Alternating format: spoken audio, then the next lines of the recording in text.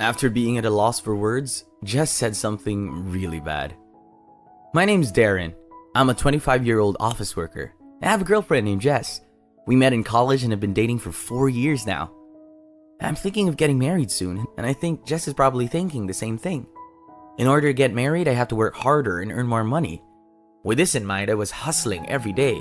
I even got certifications and took coaching. I love Jess enough to work that hard. However, my strong feelings for Jess were all shattered by a single incident.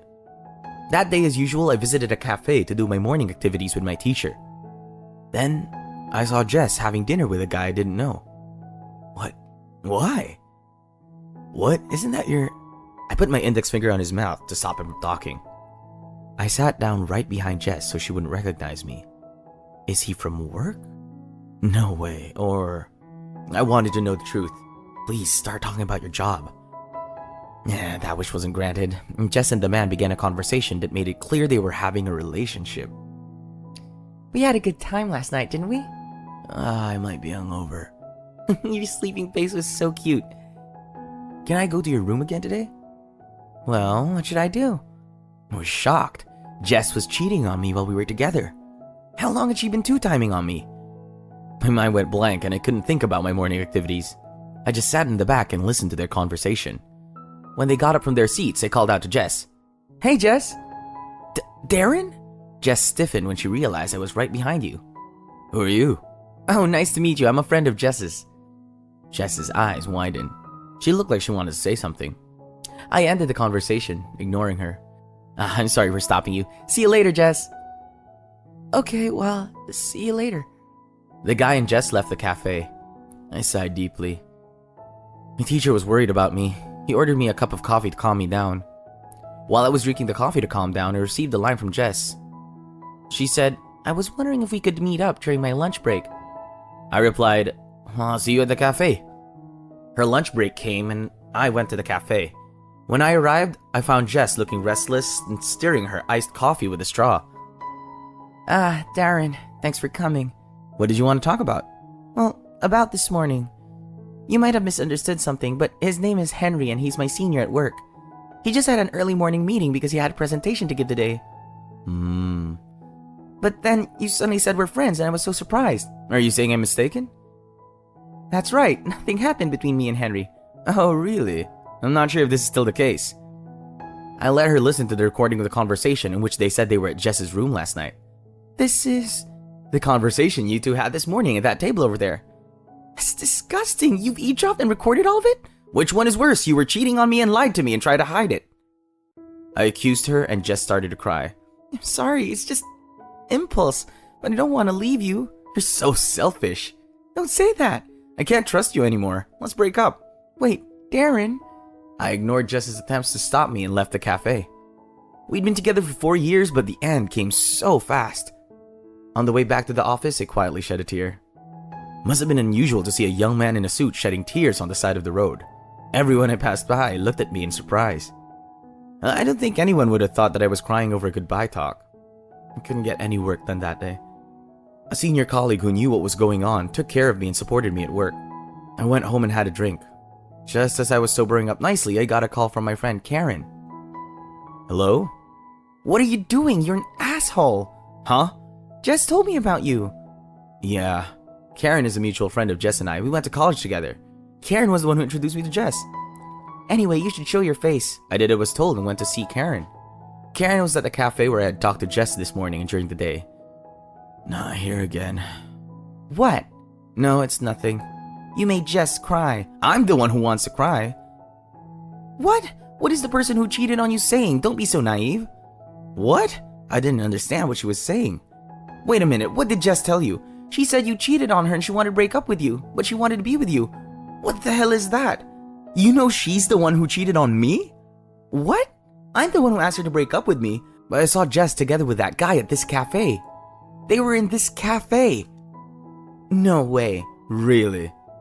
Karen was silent, as if thinking a little, and picked up her phone. It looked like she was calling someone. Hello, Jess? Karen seemed to be calling Jess, but it was the interloper who answered the phone. He said, "Oh, I'm sorry, Jess is asleep right now, so I'll take the message for her." Karen must have understood everything by now. Her tone of voice had become a little harsh. Can you tell her I called about Jess's boyfriend? I'm with that boyfriend right now too. Karen, who was in a bad mood, put on her best face. They're coming here. As she tells me while hanging up the phone. Really? They're coming here? You have to talk to them. And about 20 minutes later, Jess and Henry, the guy she's been cheating on me with, arrived. The air was heavy and it was Henry who started conversation. Darren, I'm sorry. I'll end my relationship with Jess right now. I'm done with her. I'm breaking up with her so you two can get along with each other. No. I have my wife. What? Karen and I raised our voices at the same time. You mean you were having an affair? Henry and Jess looked down. I asked a question, half amused. Aren't you ashamed of yourself? You have a wife and you're having an affair with someone else's woman. I'm really sorry. Jess made a pass at me and I just went along with it. I felt as if I had been hit on the head with a blunt instrument. I had no idea that Jess had made a pass at him. But then, when I found out my wife was pregnant, I knew it couldn't go on like this. So I'm ending my relationship with Jess. Do whatever you want. That's what I thought. Then Jess opened her mouth. I don't want to break up with Darren. I don't want to waste 4 years with you like this. What are you talking about? Then why'd you cheat on me? You're the one who wasted our time. Besides, you said you didn't want to break up with me this afternoon. When in fact, you were with that man earlier this evening as well, weren't you? What you're saying and what you're doing are two different things, aren't they? Well, that's... Jess was at a loss for words, and then she said the most ridiculous thing. I love you, Darren. And I love you too, Henry. If that's true, I want to continue our relationship. So don't tell me this is ending it with both of you. Both Henry and I were speechless. And then there was a sharp click. It was Karen hitting Jess. Ow! You've had enough! You're a real asshole if you didn't listen to me. You lied to me and said that Darren cheated on you? When the truth comes out, you'll open up and you say you want to be with him? How selfish are you? You should first apologize for hurting Darren. Jess looks down at Karen's righteous argument. I'm sorry. Jess apologizes to me while crying. In the end, we couldn't talk anymore and Henry drove Jess home.